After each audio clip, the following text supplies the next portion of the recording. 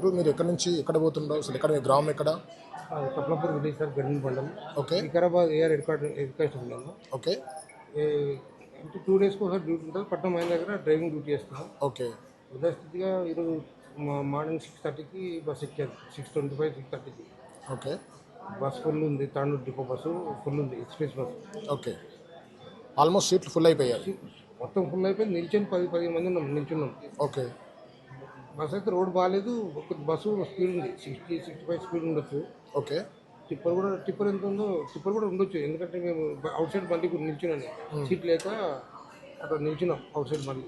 Okay చిట్టపల్లి దాటిన తర్వాత పెద్ద సౌండ్ వచ్చింది. ఏమైందని తీసే వరకు మొత్తం కంకర మొత్తం బస్సులో నిండిపోయింది. మీరు అప్పుడు నిల్చొని ఉన్నారు? మీరు నిల్చొని ఉన్నాయి. ఓకే ఈ వరకు కంకర వచ్చేసింది, నిల్చొని ఉన్నాయి. ఓకే సో ఇప్పుడు ప్రమాదం అయింది కదా. యాక్చువల్లీ కొందరు ఏమంటారంటే బస్సు డ్రైవర్ యొక్క నిర్లక్ష్యం భావనే ప్రమాదం అయిందని కొందరు అంటున్నారు, కొందరేమో రోడ్డు బాగాలేకంటున్నారు. మీరు ప్రత్యక్షంగా మీరు చూశారు కాబట్టి అసలు ఏం ప్రమాదం కావడానికి ప్రధాన కారణం బస్సు ఫాస్ట్ వస్తుంది, బస్సు డ్రైవర్ ఫాస్ట్ వస్తున్నారు. రోడ్ కూడా బాగాలేదు సార్. ఓకే ఎందుకంటే రోడ్ ఇట్లా కట్టుకొట్టుకుంటూ వస్తున్నాము. డ్రైవర్ ఏది ఇంత ఫాస్ట్ పోతా అనుకున్నా, ఈ లోపు అది జరిగిపోయింది సార్. మీరు ఉన్నటువంటి బస్సులోనే ఒక చిన్న పాప, అవును, ఒక చిన్న పాప, ఒక తల్లి చనిపోయింది. మీరు చూసారా అక్కడ? మొత్తం పడిపోయింది సార్, కంకర మొత్తం పడిపోయింది. ఎవరిని చూడలేదు. ఫస్ట్ నన్ను కండక్టర్ మేడం తీశారు, నన్ను ఇంకొక 5 మంది తీశారు. మేము హాస్పిటల్కి వెళ్ళిపోయాము.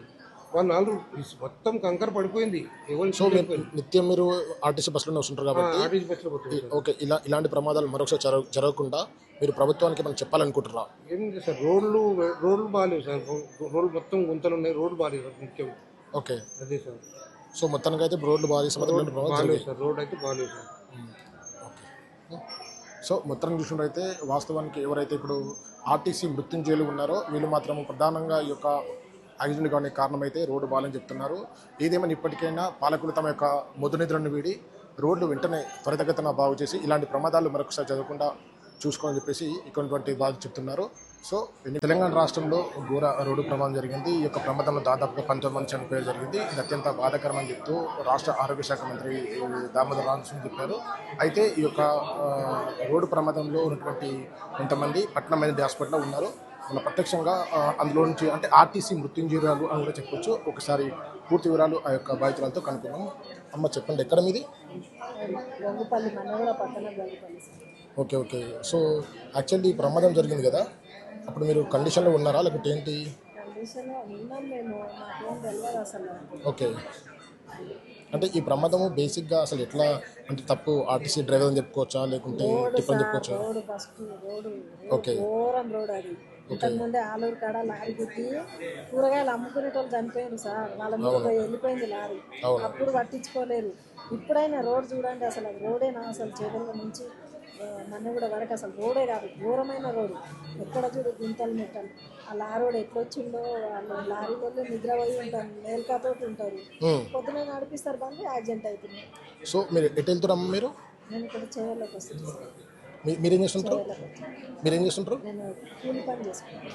ఓకే ఓకే ఓకే సో మీకైతే పెద్దగా ప్రమాదం అయితే ఏం లేదు కదా? ఇక్కడ కాళ్ళ పెయిన్స్ వస్తుంది, కాళ్ళ మీద కంకర పడ్డది, ఇక్కడ కలిగింది భుజానికి. ఓకే ఓకే చేతి కలిగింది, ఇక్కడ కంతకు దెబ్బ కలిగింది. నార్మల్గా 3 దెబ్బలు ఎక్కువ కలిగింది. నాకేమి రాలేదు, కానీ ఇంతమంది చనిపోయింది సార్. అసలు అవును, ఏంది 19 మంది చనిపోయారు. చిన్న పసుప కూడా చనిపోయి తెలిసింది. పిల్లలు చనిపోయింది సార్. అవును, ఒలుగుతున్నారు పిల్లలు అందరూ. ఆ కంకర పడకపోతే లేస్తుంటేమో, ఆ కంకర పడి అసలు దెబ్బలేకపోయింది అసలు. ఓకే రోడ్డు బాగాలేదని చెప్పేసి ప్రమాదం జరిగింది, బాగానే ఉంది. సేమ్ టైం డ్రైవర్ యొక్క నిర్లక్ష్యం ఉందంటారా? ఏం లేదంటారా ఆర్టీసీ డ్రైవర్ నిర్లక్ష్యం? ఆర్టీసీ డ్రైవర్ మేమైతే చూడలేము సార్. మీరు ఎక్కడెక్కడమ్మా? నేను మన్నగూడలో ఓకే మన్నగూడలో ఇద్దరు ముగ్గురు దిగిరి, మేము 2-3 ఎక్కినాం. ఓకే ఎక్కిన తర్వాత చిట్టంపల్లి గేట్ వరకు వచ్చినాక ఆడ కూడా మందిని ఎక్కించుకున్నారు. అక్కడ కూడా మంచిగానే వస్తుంది బస్సు. అయితే అంత స్పీడ్ ఉంటే మటుకు చిట్టంపల్లి గేట్ కూడా ఆగదు బస్సు. ఓకే నార్మల్ బస్సులో ఎక్కువ మంది ఉన్నారా? అంటే నిల్చొని ఉన్నారా చాలా మంది? ఉన్నారు అనుకో, సీట్లు కాను మధ్యలో ఉన్నారు. ఒక 10-15 మంది వరకు ఉన్నారు మధ్యలో. Okay okay okay okay yeah మొత్తం చూసుకున్నట్లయితే వాస్తవానికి ఈ యొక్క ప్రమాదం జరగడానికి ప్రధాన కారణం అయితే వాస్తవానికి ఈ రోడ్డు బాగాలేకుండా ఉండడం ద్వారానే ఈ యొక్క ప్రమాదం జరిగిందని చెప్పేసి చాలామంది చెప్తున్నారు. ఏదేమైనా ఇప్పటికీ ఈ యొక్క స్థానిక ఎమ్మెల్యే కావచ్చు, ఎవరైతే మంత్రి ఉన్నారో మిగతా సీఎం కావడం కావచ్చు, త్వరితగతిన ఈ యొక్క రోడ్డు పనులు వెంటనే పూర్తి చేసి ఇలాంటి ప్రమాదాలు జరగకుండా అడ్డుకోవాలని చెప్పి చెప్తున్నారు. రంగారెడ్డి జిల్లా చేవెళ్ల మండలం మిర్జాగూడ గేట్ వద్ద ఉన్నటువంటి హైదరాబాద్ బీజాపూర్ జాతీయ రహదారిపై ఈరోజు ఘోర రోడ్డు ప్రమాదం జరిగింది. అయితే ఈ యొక్క ప్రమాదంలో ఎంతమంది చనిపోయారు, వాళ్ళు చనిపోనికి ప్రధాన కారణం ఏంటి, పూర్తి వివరాలను చేవెళ్ల ప్రభుత్వ ఆసుపత్రి డాక్టర్ బాబు రాజేంద్ర ప్రసాద్ మాటల్లో ఒకసారి తెలుసుకుందాము. సార్, యాక్చువల్లీ ఎంతమంది చనిపోయారు, చనిపోనికి ప్రధాన కారణం ఏంటి, సో అసలు పూర్తి వివరాలు తెలుపగలరు? ఇది మాకు 7:30 కల్లా న్యూస్ అందిందండి. ఇది tipper bus, government RTC bus clash అయింది, యాక్సిడెంట్ అయింది మిర్జాపూర్ గేట్ దగ్గర అక్కడ. ఓకే. సో అక్కడ మాకు ఆ టైంకి ఇంకా 7:30కి మాకు ఒక ఫస్ట్ బాడీ వచ్చింది. యాక్చువల్లీ మాకు ఇలా వివరాలు తెలిసే లోపల ఇంకా 5 బాడీస్ వచ్చాయి. సో టోటల్ 10:30 వరకు మాకు total count of the body 19 bodies వచ్చాయి, చనిపోయారు. ఓకే. సో ఆ తర్వాత ఒక 14 మంది ఇంజురీస్ తోటి మా దగ్గరే రావడం జరిగింది. వాళ్ళకి ప్రాథమిక చికిత్స ఇచ్చాం మనం హాస్పిటల్లో. ఇచ్చిన తర్వాత వాళ్ళని స్టెబిలైజ్ చేసిన తర్వాత ఇంకా ఫర్దర్ టెస్ట్కి వాళ్ళని ఏమో హయ్యర్ సెంటర్కి రెఫర్ చేయడం జరిగింది. సో ఈ నేపథ్యంలో ఏంటంటే 10:30 నుంచి మేము హయ్యర్ ఆర్డర్ షాట్స్ తీసుకొని బాడీస్ని ఇక్కడే చేయగలుగుతామా లేదా సిటీకి పంపించాలా బాడీస్ పోస్ట్మార్టంకి అనేది ఓ వివరణ మాకు వారు కోరారు.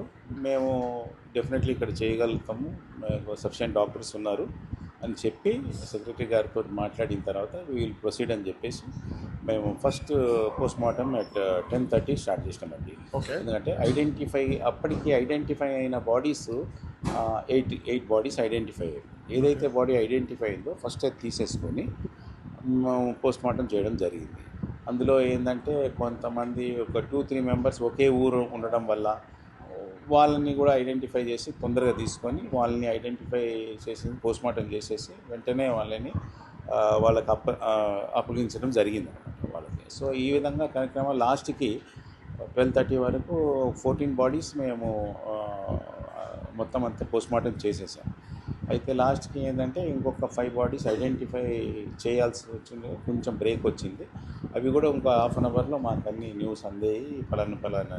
సో అవి కూడా కవర్ చేసి మేము పోస్ట్మార్టం ఒక 1 by 1 తీసుకొని అవి కూడా పోస్ట్మార్టం చేసిన తర్వాత హ్యాండ్ ఓవర్ చేసేసాం రిలేటివ్స్కి. ఫైనలీ బై 2 o'clock మేము ద లాస్ట్ బాడీ, మాకు అన్ఐడెంటిఫైడ్ బాడీ ఒక్క బాడీ ఉండే, అది కూడా ఐడెంటిఫై చేసిన తర్వాత 2 o'clock కంప్లీట్ చేసేసాం. ఓకే. అయితే అసలు యాక్చువల్లీ ఈ మృతుల్లో పురుషులు ఎంతమంది ఉన్నారు, స్త్రీలు ఎంతమంది ఉన్నారు? పురుషులు అయితే 5 మెంబర్స్ ఉన్నారు, మహిళలు అయితే 13 మంది ఉన్నారు. 40 days బేబీ ఒక. యాక్చువల్లీ ఈ మృతుల్లో పురుషులు ఎంతమంది ఉన్నారు, స్త్రీలు ఎంతమంది ఉన్నారు? పురుషులు అయితే 5 మెంబర్స్ ఉన్నారు, మహిళలు అయితే 13 మంది ఉన్నారు. 40 days బేబీ ఒక పాప. అయితే యాక్చువల్లీ ఈ యొక్క ఘటనలో ఒక చిన్న పసికందు పాప చనిపోవడం జరిగింది. అయితే అసలు యాక్చువల్ ఆ పాప చనిపోవడానికి ఓ భయమే కారణం కావచ్చా, లేకుంటే కంకర టిప్పర్ కావచ్చా, లేకుంటే అసలు ఏ విధంగా తెలిసింది సార్? లోడ్ ఒక్కసారి పడ్డది కదా, మొత్తం గ్లాస్ మీద మొత్తం చిన్న పాప, ఆ వెయిట్ అది ఒక్కసారి ఛాతీ మీద పడంగానే బ్లంట్ ఇంజరీస్ అయ్యి అదైతే డస్ట్ మొత్తం అంతా ముఖానికి వెళ్ళిపోయి బ్లాక్ చేసేస్తే ఊపిరి తీసుకోవడానికి లేదు ఇక. ఓకే. అదేదో మనం మట్టిలో వేసి పూడ్చేసినట్టు ఆ మట్టి కంకర అంతా ముఖం మీద పడిపోయింది. సో చాలామంది కూడా మహిళలు ఎవరైతే ముంగట ఉన్నారో వాళ్ళ ముఖం మీద డైరెక్ట్గా అది డస్ట్ కానీ కంకర కానీ పడే వరకు వాళ్ళు బ్రీదింగ్ చేసుకోలేకపోయారు. ఆ విధంగా డెత్ అయిపోయింది వాళ్ళు. ఆరోగ్య శాఖ మంత్రి దామోదర్ రాజనరసింహ గారు వచ్చారు కదా. అవునండి. సో తను చూసిన తర్వాత తను చెల్లించిన తీరేంటి, తను ఏమైనా భరోసాని ఇచ్చారా, అసలు ఏంటి, తను ఏం చెప్పాడు? అంటే సార్ వచ్చారు మా దగ్గర, వెంటనే పోస్ట్మార్టం అన్నీ కూడా కవర్ చేసేసి తొందరగా వాళ్ళకి బాడీస్ హ్యాండ్ ఓవర్ చేయమని చెప్పారు. రిగార్డింగ్ అదర్ వాళ్ళ భరోసాలు అనేది గవర్నమెంట్ చూసుకుంటుందండి, మాకు వివరణ లేదు దాని గురించి. మాకేంటంటే ఇమ్మీడియట్గా బాడీస్ పోస్ట్మార్టం చేసేసి యాజ్ ఫాస్ట్ యాజ్ పాసిబుల్ వాళ్ళ రిలేటివ్స్కి హ్యాండ్ ఓవర్ చేయమని చెప్పారు. యాక్చువల్లీ ఇప్పుడు ఆ ఘటన జరిగింది కదా, ఆ ఘటన తీరును చూస్తుంటే అసలు యాక్చువల్లీ ఎవరు తప్పిందని అనుకోవచ్చు. మామూలుగా మీరు మీ వరకు వచ్చినటువంటి ఆ బాడీస్ విషయంలో కావచ్చు, ఆ తీరుని మీరు చూశారు కాబట్టి మీరు ఏమైనా అంచనా వేయచ్చా? అంటే ఇంపాక్ట్ బట్టి ఇంజరీ వచ్చింది కాబట్టి ఆ సైట్లో అది ఫోరెన్సిక్ ఎక్స్పర్ట్స్ అక్కడ ఎంక్వైరీ అయిన తర్వాతే తెలుస్తుంది అది ఎవరు ప్రాబ్లం ఉన్నది అనేది మేము ఆ పార్ట్ ఆఫ్ స్టోరీ మేము చేయలేము. మేము ఓన్లీ కాజ్ ఆఫ్ డెత్ వరకు మేము చెప్పగలుగుతాం. సేమ్ టైం కొంతమంది బాధితులను ఇదే విషయంపై ఇదే ఘటనపై అడగగా వాళ్ళు ఏం చెప్పారంటే డ్రైవర్ నిర్లక్ష్యమే ఈ ప్రమాదానికి దారితీసింది, డ్రైవర్ తాగి బస్సును నడిపాడు కాబట్టి ఈ ప్రమాదం జరిగిందని చెప్తున్నారు. సో మీరు పోస్ట్ మార్టం చేస్తారు కాబట్టి మీకు అక్కడ ఏమైనా నిజాలు ఏమైనా తెలిసాయా? అంటే నిజాలు అనేది తాగి అట్లాంటి ఏమైనా ఇదే ఉంటే అది విసరా పంపుతాం మేము యాక్చువల్లీ డ్రైవర్స్ది. దాంట్లో కన్ఫర్మ్ అవుతుంది అనమాట, తాగారా లేకపోతే నషా ప్రోడక్ట్స్ ఏమైనా తీసుకున్నారా ఇట్లాంటివన్నీ కూడా పోస్ట్ మార్టం ఎగ్జామినేషన్ విసరా శాంపిల్స్ పంపిస్తారు. ఇన్ అడిషన్ టు ఇంజరీస్ ఈ ఇట్లాంటి వస్తువులు ఏమైనా వాళ్ళు సేవించారా అనేది ఆ విసరల్ శాంపుల్లో తెలుస్తుంది అన్నమాట. దీనికి తోడు అది అయితే అప్పుడు మనం కన్ఫర్మ్ చేసుకోవచ్చు వీళ్ళు ఈ నిషేధ పదార్థాలని ఏమైనా తీసుకుని ఉండొచ్చు అని చెప్పేసి. ఇప్పుడు మాత్రం ఈ స్టేజ్లో ఇంజరీస్ వల్లనే అయ్యిందని మనం చెప్పగలం. వాస్తవానికి ఈ చివరి